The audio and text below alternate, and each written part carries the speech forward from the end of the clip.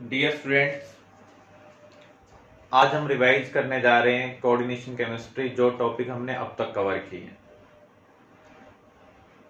What is the difference between coordination compounds and double salt. दोनों ही compounds को हम दो स्टेबल कंपाउंड को मिलाकर बनाते हैं। हम क्या करते हैं, दो स्टेबल कंपाउंड का एक्वस सॉल्यूशन मिक्स कर देते हैं या किसी और सॉल्वेंट के अंदर उनको डिसॉल्व करते हैं। उन सॉल्यूशन को हम मिक्स कर देते हैं, फिर हम उसको स्लोली इवेपोरेट करते हैं। जब सॉल्यूशन कॉन्सेंट्रेटेड हो जाता है तो आफ्टर क्रिस्टलाइजेशन वो हमें दो टाइप के कंपाउंड दे सकता है, डबल साल्ट और कोऑर्डिनेशन। इन दोनों में डिफरेंस क्या है? जो डबल साल्ट है उसकी फिजिकल प्रॉपर्टीज डिफरेंट है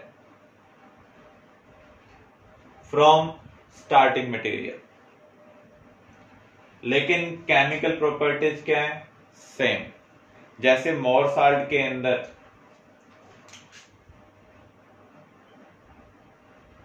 ferrous sulphate, ammonium sulphate, 6H2 है।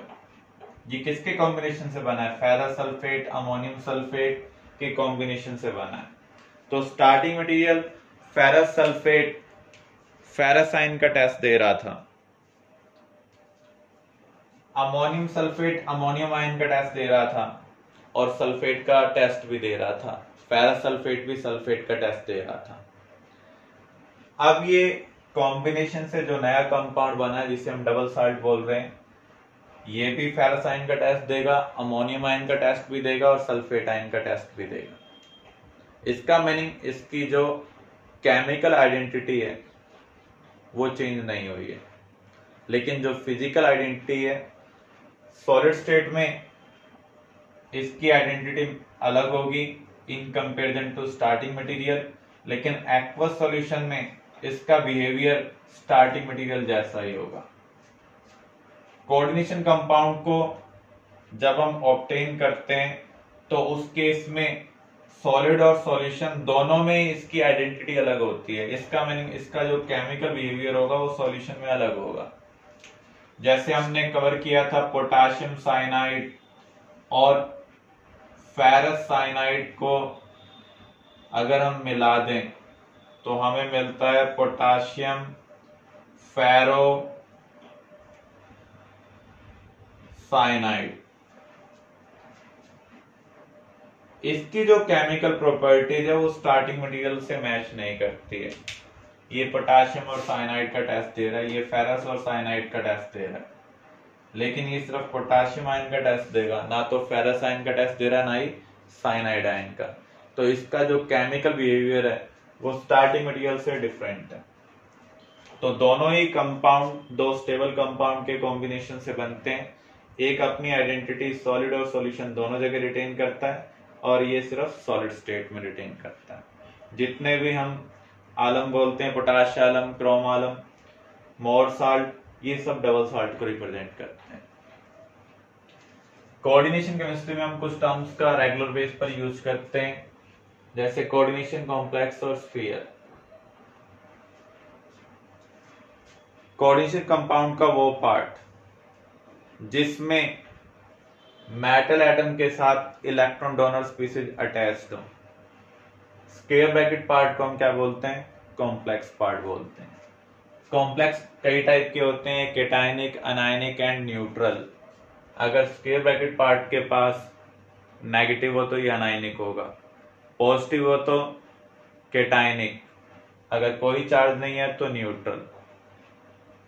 स्क्वायर ब्रैकेट अगर आपको राइट साइड में दी हुई है तो वो अनायनिक है, लेफ्ट साइड में दी हुई है तो उस केस में वो कैटायनिक है, बिना किसी चार्ज की दी हुई है और अकेली दी हुई है तो वो न्यूट्रल है। स्क्वायर ब्रैकेट के जो भी बाहर पार्ट होगा उसे हम बोलते हैं आयोनाइजेशन स्फीयर। तो यहां पर ये पार्ट क्या है? आयोनाइजेशन स्फीयर है। दोनों में डिफरेंस क्या है? जब आप इसे वाटर में डिसॉल्व करेंगे तो आयनिक पार्ट के बॉन्ड ब्रेक हो जाएंगे, ये आयंस में कन्वर्ट हो जाएगा, तो यहां पर आपको 4 पोटाशियम आयन मिलेंगे। लेकिन जो कोऑर्डिनेशन स्फीयर पार्ट है वो कभी भी डिसोसिएट नहीं होगा। होमोलैप्टिक एंड हेटेरोलैप्टिक कॉम्प्लेक्स, अगर सभी इलेक्ट्रॉन डोनर स्पीसीज एक जैसी हो कॉम्प्लेक्स के अंदर तो उसे हम बोलते हैं होमोलैप्टिक कॉम्प्लेक्स। अगर अलग अलग टाइप की हैं, एक से ज्यादा टाइप की हैं, तो उसे हम कहेंगे हेटेरोलैप्टिक कॉम्प्लेक्स। इलेक्ट्रॉन डोनर स्पीसीज को हम क्या बोलते हैं? लाइगैंड। किसी एटम के पास नेगेटिव चार्ज हो, लोन पेयर हो, तो उस केस में वो लाइगैंड की तरह बिहेव कर सकता है। कंडीशन यही है, उसका ऑक्टेट कंप्लीट होना चाहिए। नंबर ऑफ डोनर एटम के बेस पर लाइगैंड कई टाइप के हो सकते हैं, मोनोडेंटेट, बाइडेंटेट, पॉलीडेंटेट। मोनोडेंटेट में एक डोनर एटम होगा, जैसे NH3, यहां पर सिर्फ नाइट्रोजन डोनर एटम है। बाइडेंटेट में दो डोनर एटम प्रेजेंट होंगे, जैसे ऑक्सलेट को हम देखें तो यहां पर दो डोनर एटम है। एम्बिडेंटेट लाइगैंड क्या होंगे? जिसमें दो डोनर एटम हो लेकिन एक टाइम में एक ही डोनर का काम कर पाए, ये भी एक टाइप के मोनोडेंटेट लाइगैंड है। तो आप देख सकते हैं एक एटम के पास नेगेटिव है, दूसरे के पास क्या है? लोन पेयर, लेकिन एक टाइम में एक ही डोनर एटम का काम करेगा, इसलिए ये एम्बिडेंटेट लाइगैंड है।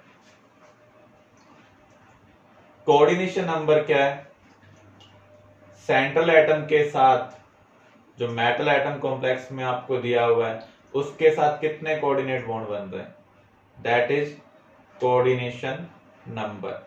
जैसे इस कॉम्प्लेक्स की बात करें, CN मोनोडेंटेट है, एक CN एक कोऑर्डिनेट बॉन्ड बनाएगा, 6 CN 6 कोऑर्डिनेट बॉन्ड बनाएंगे, तो इसका कोऑर्डिनेशन नंबर क्या होगा?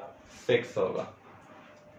कोऑर्डिनेशन पॉलीहेड्रा, जो कोवलेंट बॉन्ड है, कोऑर्डिनेट बॉन्ड है, वो डायरेक्शनल बॉन्ड होते हैं।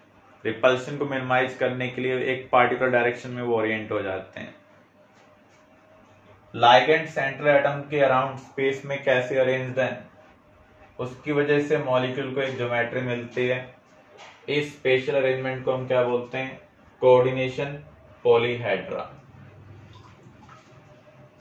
कोऑर्डिनेशन कॉम्प्लेक्स का नोमेनक्लेचर हम कैसे कर सकते हैं? जब भी हम नेमिंग राइट करेंगे तो लेफ्ट टू राइट करना है, पहले केटायन का नेम फिर अनायन का नेम। अगर कोई पार्ट स्क्वायर ब्रैकेट वाला है, कॉम्प्लेक्स पार्ट है, तो उस केस में आप लाइगेंड्स का नेम अल्फाबेटिकल ऑर्डर में लिखेंगे, अगर एक से ज्यादा टाइप के लाइगेंड है। साथ में उनका प्रीफिक्स लिखना है, कितने लाइगेंड एक जैसे हैं। अगर दो लाइगेंड एक जैसे हैं तो हम डाई यूज करेंगे, 3 एक जैसे हैं तो ट्राई, 4 एक जैसे हैं तो टेट्रा, 5 एक जैसे हैं तो पेंटा, 6 एक जैसे हैं तो एक्सा। अब देखिए अगर कोई ऑर्गेनिक वाला आ जाता है तो उस केस में हम डाई ट्राई का यूज नहीं करते हैं, तो हम किसका यूज करेंगे? 2 के लिए बिस का यूज करेंगे, 3 के लिए ट्रिस का यूज करेंगे। उसके बाद हम मेटल एटम का नेम लिखते हैं, साथ में ऑक्सीडेशन स्टेट रोमन फॉर्म में लिखेंगे मेटल की। अब मेटल का भी नेम दो टाइप का हो सकता है, सिंपल नेम और स्पेशल नेम। अगर कोई केटायनिक या न्यूट्रल कॉम्प्लेक्स है तो हम सिंपल नेम यूज करेंगे, जैसे Fe के लिए आयरन। अगर अनायनिक कॉम्प्लेक्स है तो उस केस में हमें स्पेशल नेम यूज करना है, जैसे Fe के लिए क्या होता है? फेरेट। तो इसका नेम क्या होगा? लेफ्ट टू राइट लिखेंगे तो यहां पर पोटासियम है। आयनिक पार्ट में हम कभी भी प्रीफिक्स नहीं लिखते हैं, ये कॉम्प्लेक्स पार्ट है। 6 लाइगेंड एक जैसे हैं तो हमने लिखा हेक्सा। CN का नेम क्या है? साइनो या फिर साइनाइडो। पुराना नेम साइनो था, अब हम क्या लिखते हैं? साइनाइडो। Fe अनायनिक कॉम्प्लेक्स है तो स्पेशल नेम लिखना पड़ेगा, फेरेट। ऑक्सीडेशन स्टेट हमें निकालने आनी चाहिए, तो अगर हम यहां पर एक्सोजोम करते हैं, पोटासियम +1 है, CN के पास -1 है, तो Fe की जो चार्ज आ रहा है वो क्या आ रहा है? +2। तो रोमन फॉर्म में हम ये ऑक्सीडेशन स्टेट लिख देंगे। क्लियर?